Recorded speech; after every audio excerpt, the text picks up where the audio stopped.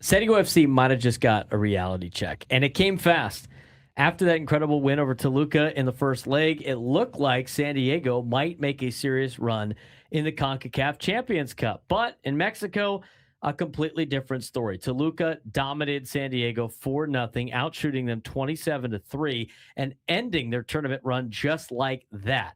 And the struggles didn't stop there. Back in MLS play, San Diego gave up another late lead in a 2-2 draw against Real Salt Lake. And that's now back-to-back games where they couldn't close it out. The offense is still there.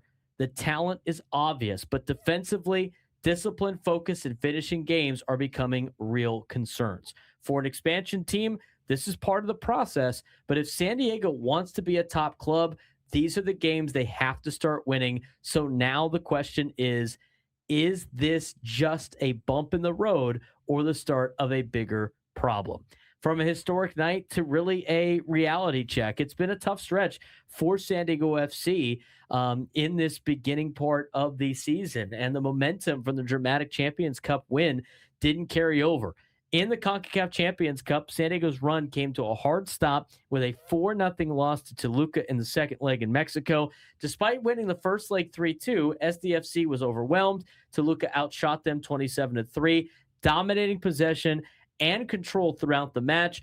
Goals from Jesus Ricardo Angulo, Paulinho, and Jesus Gallardo sealed the result, sending Toluca through on aggregate.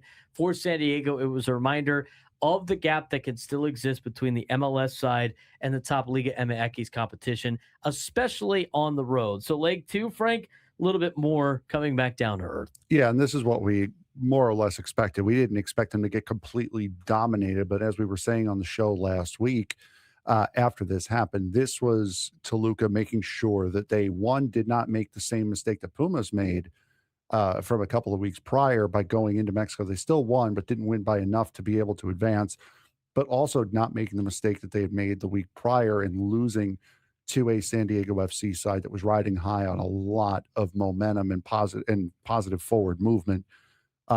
Toluca really shut that down and shut that down quickly. Back to the MLS side of things. So after that loss to Toluca, again, reset back to the normal schedule of the MLS.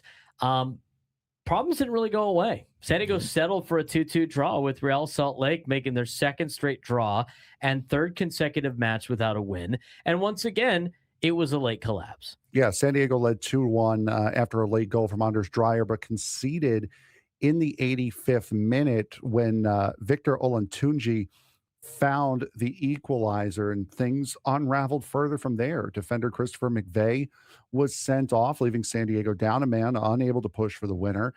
And this now marks back-to-back games where San Diego FC has given up late goals, including a stoppage time equalizer in Dallas last weekend. So it has been very, very tough. We're seeing a lot of fouls being committed. We've had, 4 red cards in the last 3 matches for San Diego FC as well in all competitions. So it has been a very, very rough patch for San Diego FC after getting off to such a hot start that they did, not just in the league, but in CONCACAF as well. Yeah, this week exposed something important. San Diego FC is exciting, but not yet complete. The attack continues to produce. Players like Dreyer, Marcus Varkson are consistently creating chances, but defensively, the cracks are showing. Late game focus is slipping. Discipline is becoming an issue. Multiple red cards in recent matches, as Frank was mentioning, and the team is struggling to close out games. And head coach Mike Ibarra said it best: if you want to be a top club, you have to handle the grind. And right now, San Diego is learning that lesson in real time. Yeah, and it has truly been a grind. I mean, we brought it up a couple of updates ago. They're playing 5 games in 16 days, so they're playing a lot of football right now. But San Diego, you got to find a way to overcome that, because you're not the only one doing it. Every other team in the world has a stretch where they're playing a lot of games over a short amount of time, and they did. If you watch that game, especially towards the end, they look whooped against Real Salt Lake. They look tired. They looked worn out. So that might be one of the bigger concerns, is that a team that you're not really used to seeing being gassed looked very gassed on Sunday. Well, they've been playing 2 games a week for the last couple of weeks. So that's obviously a big reason why they are gassed. But now here's the good news. Looking ahead, A reset is coming.